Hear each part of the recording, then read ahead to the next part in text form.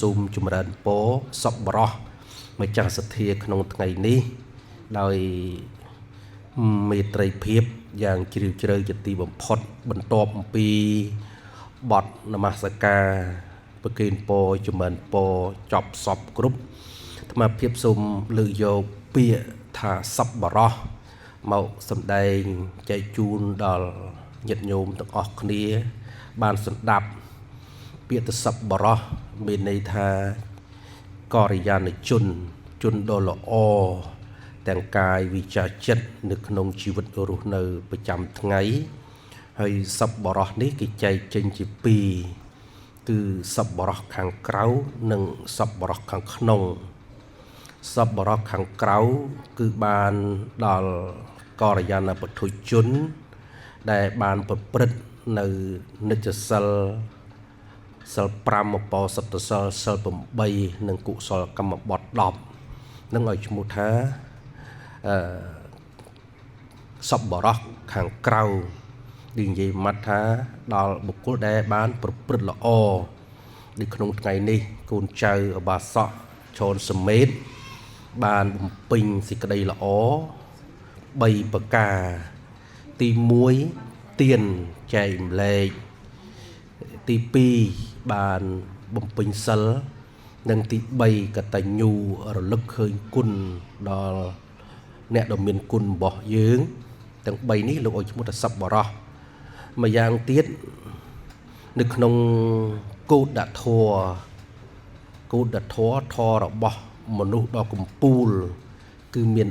3សច្ចៈខន្តីកតញ្ញូ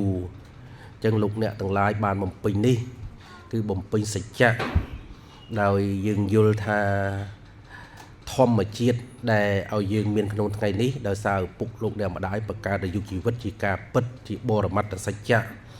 ហើយខន្តីអត់ធន់ធូរទ្រាំព្យាយាមប្រមូលកូនចៅសាច់ញាតិបានបំពេញបុណ្យក្នុងថ្ងៃនេះហើយនឹងទី3កតញ្ញូការដឹងគុណបកតវេទីតប្រកួតនឹងចំណុច1អញ្ចឹងលោកអ្នកក្នុងថ្ងៃនេះបានឈ្មោះ2ឈ្មោះទី1ឈ្មោះសប្បុរសឈ្មោះទី2ឈ្មោះថាកំពូលមនុស្សហើយនឹងទី3អាចឲ្យឈ្មោះថាជាបណ្ឌិតដោយបណ្ឌិតនៅក្នុងពុទ្ធសាសនាគឺយើងមានអង្គ4មួយទី1គឺអត្តសទ្ធិធ្វើខ្លួនឲ្យបរិសុទ្ធទី2បរសទ្ធិញ៉ាំងអ្នកដទៃឲ្យបរិសុទ្ធហើយនឹងសង្ឃៈជួយសង្គ្រោះអ្នកដទៃចែកម្លែកសេចក្តីល្អនិងទី4កតញ្ញូដឹងគុណអញ្ចឹងបណ្ឌិតនៅក្នុងពុទ្ធសាសនាមានអង្គ4ហ្នឹងអញ្ចឹងអង្គទាំង4នេះលោកអ្នកបានបំពេញហើយណាបានបំពេញហើយ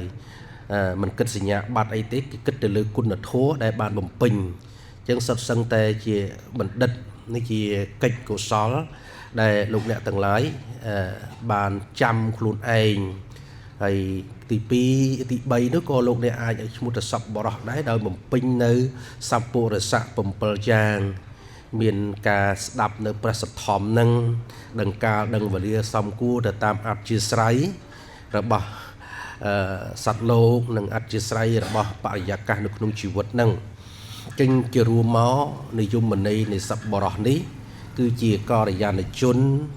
គឺជាកំពូលមនុស្សគឺជាបណ្ឌិតនឹងឯងយើងអាចឲ្យឈ្មោះមួយទៀតថាជាអតិចិត្តបុត្រនិងអនុចិត្តបុត្រផងដែរ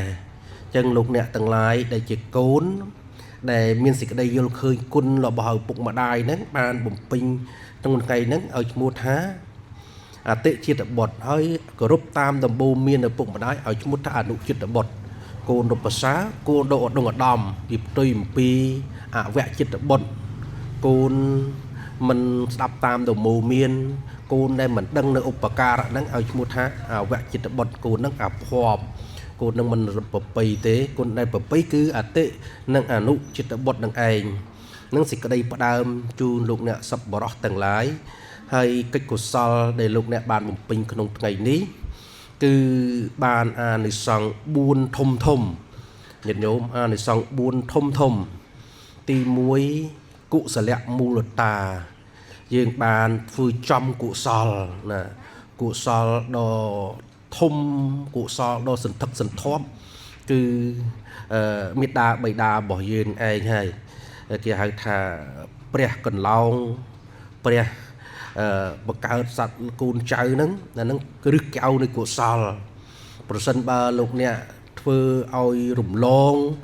នៃរំលងពីមេត្តាបិតាហើយរកបុណ្យខាងក្រៅគេឲ្យឈ្មោះថាបុណ្យចោលស្រុកឬបុណ្យបោះសន្ទុះរំលងភ្នំអានឹងនៃហ្នឹងនៃសំបីតែព្រះសម្មាសម្ពុទ្ធដែលលោកត្រាស់ដឹងក្នុងលោកហ្នឹងក៏លោកបង្រៀនកូនចៅទាំងអស់គ្នាឲ្យគោរពមេត្តាបិតាមុនគេបង្អស់មុននឹងគោរពអ្នកដទៃប៉ុន្តែកូនចៅខ្លះធ្លាប់គោរពពីតូចមកដល់ពេលធំឡើងងាយស្រួលនឹងការគោរពប៉ុន្តែបើសិនជា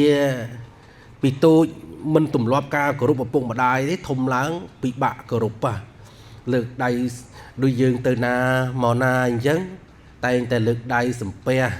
លោកឪពុកអ្នកម្ដាយប្រាប់ដំណឹងថាទៅនេះទៅនោះរយៈពេលនឹងត្រឡប់មកវិញ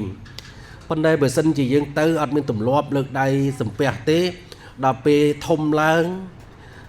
លើកដៃសំពះលោកឪពុកអ្នកម្ដាយហ្នឹងដូចជាការលំបាកត្រង់ថាយើងអត់ដែរវឹកហាត់ណាអត់ដែរបានវឹកហាត់ដល់ពេលលើកដៃយើងឆ្កងមិនទំនងដូចគេឲ្យធ្លាប់ទេអញ្ចឹងតែគេធ្លាប់គេលើកដៃសំពះស្រួលណាប៉ុន្តែពេលយើងអត់ទម្លាប់រឹងដូចមានឆ្អឹងដែក16លី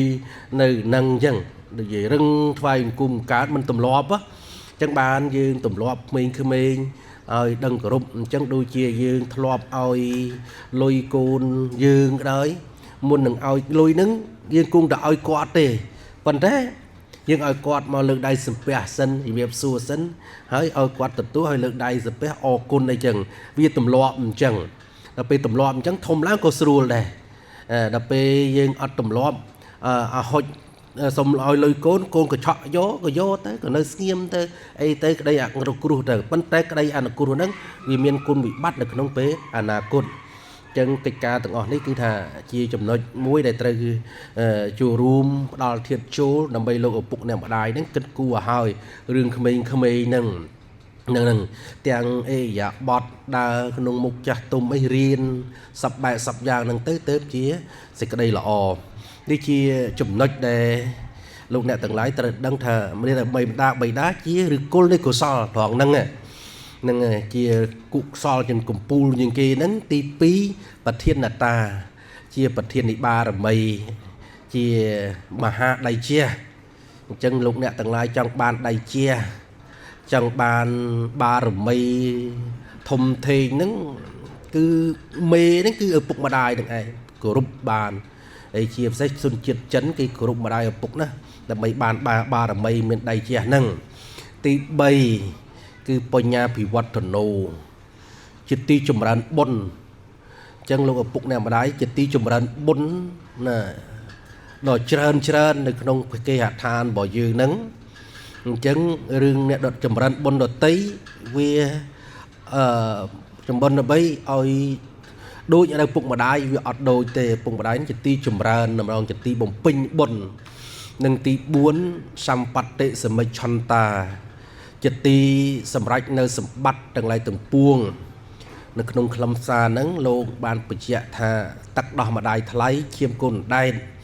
មានន័យថានៅពេលដែលកូនចៅដឹងនៅគុណលោកឪពុកអ្នកម្ដាយគឺតែងតែចម្រុងចម្រើនកុំកើតឧត្តមឧត្តមនៅក្នុងមង្គលលោកបញ្ជាក់ថាមេត្តាបតុឧបដ្ឋានังអេតមੰកលមត្តមੰការទម្រុកបំរុងមេត្តាបិតាជាមង្គលដកឧត្តមឧត្តមនេះអានិសង្សទាំង4ប្រការនេះដែលលោកអ្នកបានបំពេញក្នុងថ្ងៃនេះសូមជ្រះថ្លាសូមអនុមោទនាញោមសប្បាយចិត្តណាស់បាន4ហ្នឹងណាបំពេញថ្ងៃហ្នឹងបានធម៌4ហ្នឹងជាឫសគល់នៃកុសលជាប្រធាននៃបារមីជាទីចម្រើនបុណ្យកុសលនិងសម្រេចនៅសម្បត្តិទាំងឡាយទាំងពួងទាំង4ប្រការនេះក៏សូមបញ្ចប់នៅអាវាទិនសាសនីមុននឹងបញ្ចប់សូមខន្តីអភ័យទោសនិងអធ្យាស្រ័យលោកក្រែងអង្គអាត្មាចែកម្លែកព្រះសទ្ធំទៅ